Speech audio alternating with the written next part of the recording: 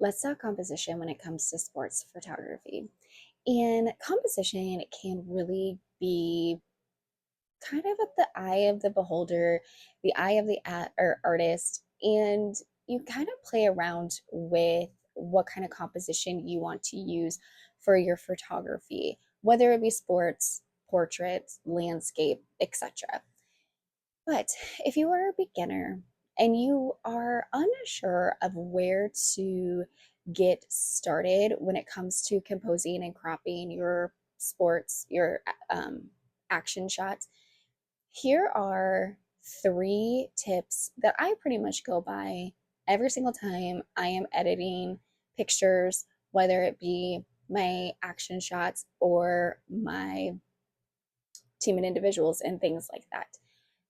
So, without further ado, here are my three tips. One, rules of third. Obviously, like rules of third is pretty standard when it comes to photography in general. And that's definitely something you need to know really for all photography is rules of third, what it is, and how to use it. So, generally, you split your picture in three in a grid, and then you want to have your main subject along one of those lines or like in the where it crosses.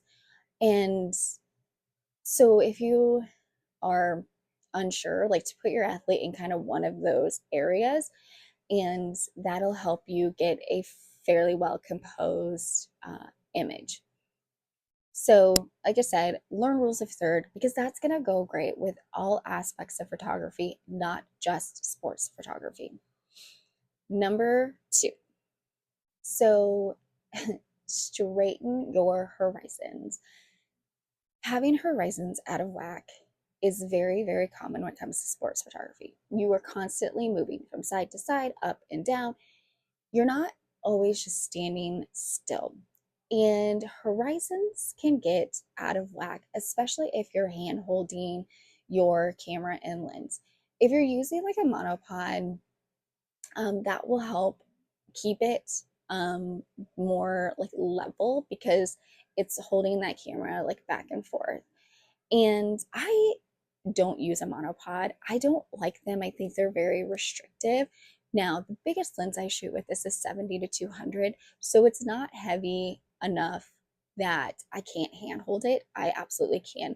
If you're shooting with bigger lenses, monopods are kind of a necessity, or if you have like arthritis in your hands and wrists and having kind of a heavier camera is like too heavy for you to handhold, absolutely use a monopod. I just don't personally like them, but to each their own, right? So straighten your horizons because if your horizon isn't straight, because horizons are straight, then it looks like your athlete is running uphill or downhill when playing fields are level. Like you're typically not running uphill or downhill. A football field, basketball court, track, baseball, softball, like you're not moving up or downhill. So be sure you always straighten those horizons. And that way it just gives your picture a more flattering look. And it looks like they are running where or moving the way that they should be moving and not, like I said, uphill or downhill. Super easy to straighten your horizons. Photoshop, Lightroom, any editing software you use, you can absolutely straighten your horizons in them. I straighten my horizons on pretty much every game that I shoot. Sometimes on my portrait work as well, I kind of have to straighten those horizons a little bit as well. Typically not as bad. And I've gotten over the years used to like, so my horizons usually are like super out of whack. There's a little bit, they just need to be straightened. So super easy to do, but be sure you always just straighten your horizons. It gives you a more flattering look no matter the composition you use. So, number two, straighten your horizons.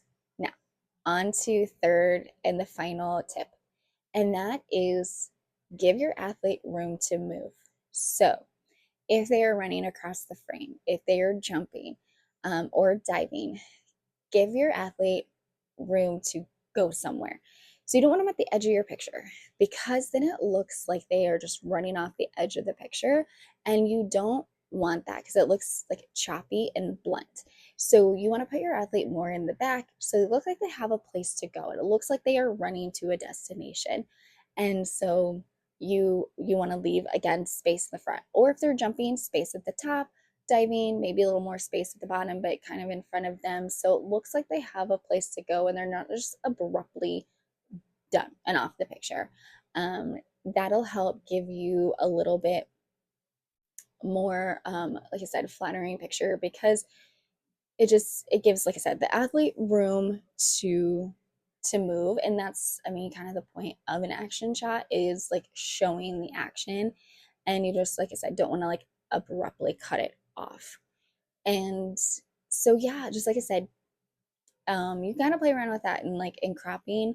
Usually that's what I do. I kind of when I crop my pictures, I just kind of be sure, like I said, I leave a little bit of like dead space. And it's fine to have some dead space in your pictures because, like I said, you want it to look like your athlete is actually like doing something and not just like abruptly stopping.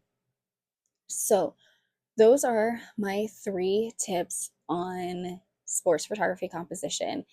And like I said, composition is in the eye of the beholder. You can play around with each one of these and kind of figure out what you like and what your style is going to be.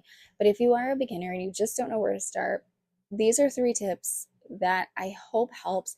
Like I said, there's the 3 things that I use every single time that I edit my all of my pictures.